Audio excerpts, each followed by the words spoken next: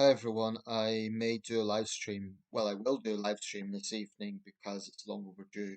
So hope to see you there. I deliberately don't time them. I don't sort of set a time aside simply because um, I think the spontaneous nature of live streams give it more of a focus for conversation. And also people have different schedules, people are in different countries. It works out best, I think, to be spontaneous. If you miss it, I'll do these periodically. I'm going to read out a piece from the Times, but before I do that, just a little roundup of some of the news. It's an interesting edition. This is from the 15th of April, so 5 days ago. This is the edition. Cover there is that much talked about space flight with Katy Perry and other celebrities. They've been widely ridiculed for kind of exaggerating what they've done.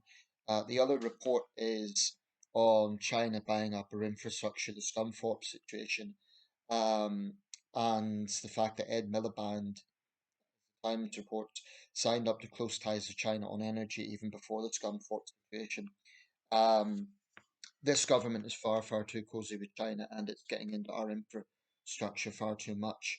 Beijing actually has the audacity to lecture this country and treating them fairly and to not politicize the issue when they politicize just about everything. Um, I'm going to read out a report actually regarding two Chinese soldiers in Ukraine. The other thing that's worth mentioning is a picture of Mario Vargas Llosa. Admittedly, I didn't know of the guy that well, but he was a Peruvian novelist. He won the Nobel Prize for Literature, and politically interesting. He started off as a lefty, ended up quite conservative, but an interesting character. Mario Vargas Llosa, the Peruvian Nobel Literature laureate. So that's an obituary on him. Also, a piece on the actress Jean Marsh, who has passed away. Okay, this is the piece. Without further ado, it's worth reading out all of it. So bear with me because I think it's important, and it shows what is happening in Ukraine. It should be a warning for anyone who thinks about joining the Russian forces. Um, and it also shows the power of propaganda in totalitarian states. So the report is by Richard Spencer and Mark Bennett, so full credit to them. I'm just going to read all of this out, so bear with me. This is the two soldiers in question, Wang Guangjun, I say soldiers, volunteers, Wang Guangjun and Zhang Renbo. There's footage of these guys being interviewed by the Ukrainians. Anyway, some were doing it for the money, others believed that in helping Russia they were fighting for the cause of China's own national revival. The Chinese recruits to the war in Ukraine shouted patriotic slogans as they bought cheap tickets to Moscow, were handed uniforms, given perfunctory training, and then shipped off to Bakhmut and Zaporizhia. The reality was harsh. They watched a friend get blown apart. They were they were abused, often racially by the Russian counterparts, by the Russian commanders, I should say. They took part in the occupation of Ukrainian towns and homes of people who they realized belatedly did not want them there. And if they tried to activate the release clause in their contracts, they were laughed at. Send me into battle first, and victory is certain one, Sun Ruchi said to the camera as he headed off. A few weeks later, his social media was harder to watch. He's trying to quit but can find no way out. There's no medical assistance, he says. No one cares. Pain is killing me. I contacted the Chinese embassy in Russia. They said it's my problem. Yesterday, Ukraine's armed forces paraded two Chinese fighters captured a week ago before the media. The men appeared confused as they spoke, and it was not clear how voluntary their participation was, other than as a way to get home. We went up into the hills, then into the forest, to the dugout, until at a critical moment we were transferred to the forest and shown the dugout in the direction we needed to shoot one of the men, Wang Guangjun said, explaining the encounter that led to his capture. And then a huge number of Ukrainian drones appeared and started to bomb us. He was unable to give the name of the unit other than it was probably the 7th Motorized Brigade. He did not speak Russian. I could not understand what he was being told. Wang said he had been trapped into fighting for Russia after losing his job in the coronavirus pandemic and being misled by images of Russian victories on social media. The other man, Chung Rembo, said he thought he was signing up to work as a labourer. Before I went to war, I knew nothing about Ukraine, he said. Both men complained of the treatment they received, forced into hard physical labour when not at the front in return for not enough water or food. Confusion and disillusionment is a constant theme in interviews, with others among more than 100 Chinese volunteers known to have signed up to fight for Russia in the war and from their online posts. The longest record is a half-hour interview given by a Chinese former army veteran serving in Bakhmut, so he was a PLA veteran as opposed to a civilian volunteer, where the bloodiest battle of the war was fought. He spoke to Chai Ling, a former newsreader for Chinese state television who moved to Spain and now operates independently of Chinese censorship. The soldier, who gives his code name as Red Macaron, said he regrets signing up. I made a mistake, he tells Chai. I made the wrong decision to join this war between Slavic people. Every inch of land is taken through bloodshed. I really don't think it's cool at all. There's nothing fun about it. He talks about his moral qualms while at the same time saying he has divided his mind so that part of him does his job and tries to stay alive, while the other muses on the fate of the Ukrainians whose homes he is occupying and destroying. There's no humanity, no morality, he says, especially when soldiers are captured. They might be humiliated, even tortured to death. These acts, I believe, go against the very baseline of human decency and morality. It's not right.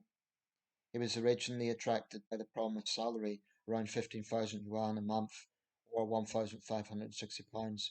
He made his way first to the Hansk, one of the occupied Ukrainian provinces, joining the local militia before he moved to the ranks of the Russian army. There he was abused by his commander, who cursed at the black soldiers, spouting racist insults and similarly demeaning Arabs and Chinese. He finally lodged a complaint when the commander took his body armour, which he had bought himself, and refused to return it. He was then thrown into a punishment pit with two Russians who no longer wanted to go out and kill people, and who subsequently offered a fate he would only describe as dark. Since the interview, Macron has been injured and was last heard in a hospital in Russia. Another Chinese soldier, Zhou Chicheng, who said he was fighting alongside Nepalese mercenaries, last year described the death of a colleague, Xia Ru, believed to be the first of a number of Chinese killed. He also said he was treated not as human by his Russian bosses. Many of the posts by other soldiers who recorded their thoughts on Douyin, the Chinese version of TikTok, have been taken down. China has been embarrassed by the revelations that it has citizens fighting in Russia. While Beijing has said the men are fighting without approval, it has not made any effort to have them returned. Another potentially significant claim is that many of those fighting are trying to clear debts at home. China has suffered an economic downturn in the past few years. The reception the Chinese fighters will get if they make it home is unclear. Macron tries to avoid politics in his interview, but draws attention to the bombastic war movies that have characterized the Chinese film industry in the years since President Xi's rise to power. I hope that China will maintain a stable role, he says. In other words, don't lightly provoke or join wars. Many people are stirred up watching dramatic, epic war movies like Wolf Warrior or Drawing Sword, which are exaggerated and overly sensational. In reality, the battlefield is extremely brutal. It's simply like hell. In the press conference on Monday, Wang Guangjun agreed, real war is very different from what we saw in the movies and on TV, he said. I want to apologize to my parents. My only wish is to follow all the instructions that will help me return home. So, one thing that comes to mind is I don't know if there's any possibility, I don't know what the maneuvering for these guys to go home would be, but I wonder is there any possibility they could actually join the Ukrainian side, since they actually have battle experience. But this should be a wake up call. It's true that the Ukrainian side also has international volunteers. It's true that there are people who've joined that side, and it's true that sadly some of them have been killed. Um, but if I was going to die, it would, I'd want to die for a cause worth dying, i.e., the liberation of a country, not serving a brutal dictator like Putin. I think being a Russian soldier has to be one of the worst jobs in the world. It's the way they're treated by their own side is appalling, and I don't know, but I suspect that the brutal way they treat the Ukrainians may be a sort of desensitization because they themselves are treated brutally by their own side.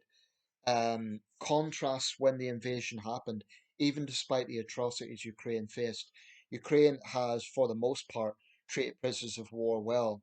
They've given them food, They've treated them with dignity. Of course, they've sought information. Contrast that to the Russians. I personally know someone whose brother was captured by the Russians, tortured. When he came out, he had TB and he'd lost teeth. That's what these Russian forces are doing in Ukraine. It's barbaric. And it's why I feel such disgust and such contempt for those Westerners who regurgitate Russian propaganda. I really think it's contemptible. Talking about Americans, Britons, Canadians, others. They are a minority, but they're a vocal minority. They're absolutely convinced of the righteousness. Um, but these Chinese troops, I actually don't think that China is, as a state policy, sending troops to Ukraine. I genuinely don't think that's the case. Zelensky believes they are. I don't actually agree with that. I don't think China's doing that. But at the same time, as has been pointed out, China isn't doing much to stop them. I mean, if China really doesn't want to get involved in this, they should be putting out some sort of threats towards any Chinese citizen who joins the Russian side, like, you'll be arrested or something. If they really are serious about not wanting their citizens to join up and being, taken into this brutal war. Um, the atrocities in Sumi and Crieff what we're seeing is foreign fighters like the Chinese, North Koreans, and probably even some Russians. I don't actually think all Russians are evil. I know Ukrainians might disagree with me on that, um, but I honestly think Russian soldiers, what happens if they disobey orders? They're thrown into a pit. I mean, that shows how barbaric the Russian system is. How they treat their own men. A lot is often made of the horrendous losses that the Soviet Union suffered in World War II. But I think part of that, well, firstly, it was total war, but also the the fact that Russian generals, and certainly Stalin, was desensitized to human casualties. They were desensitized to the sheer numbers being killed. And they were horrendous figures, in the Rzhev offensives at Stalingrad, elsewhere. The mentality, though, of those Chinese troops is a little bit like the First World War mentality. There's nothing fun about this. This idea that would be a big adventure, a bit like British troops in the First World War, at least initially. Um, so yeah, I just hope that other Chinese guys who are considering going out there consider the experience of their compatriots and don't go. I mean, the situation with Russia is, I think it can never be dismissed. It's a huge country, but in some ways, Putin is getting desperate. He's relying on prisoners and foreign troops. On the other hand, Russia suffered enormous casualties, yet it's still there. It's still pushing. This isn't helped by an American president, a disgraceful American president, who called the atrocity at Sumi a mistake. A mistake. Shame on you, Donald Trump. It's absolutely abhorrent that a country that was once the leader of the free world is now parroting the propaganda of a brutal, invading despot. I mean, it's an upside down situation. Anyway, I'll wrap this up. It's quite a sobering thing to think about. That is the fate of those who join Russia's side. I'd also heard a while back that some Indians had been coerced into joining under false premises. I mean, often from what I gather, those who join the Russian side from other countries, they're misled. They're led into believing they'll get a really big salary. As for the get out clause, that's obviously just a lie. Um, I hope these guys, if they do get back to China, somehow they can use a voice to dissuade others from going. For two reasons. Firstly, they don't want to go through that hell, but also, what has Ukrainians ever done to them? I would say the same thing that anyone in India or Vietnam or Kenya or Tanzania or any other country whereby they do have a higher level than in the West of people who might be sympathetic to Russia. I would say, what have the Ukrainians done to you? I mean, I remember having a debate with a Vietnamese acquaintance about this, and I said, You come from a country that's had a long history of invasions by France, by the United States, by China, and yet she was taking a neutral stance on Ukraine. How can you be neutral on that? If anything, you should be sympathetic to the Ukrainians, being invaded by a larger neighbor, as Vietnam experienced with China. So that's the reality. But credit to the reporting there, very, very important.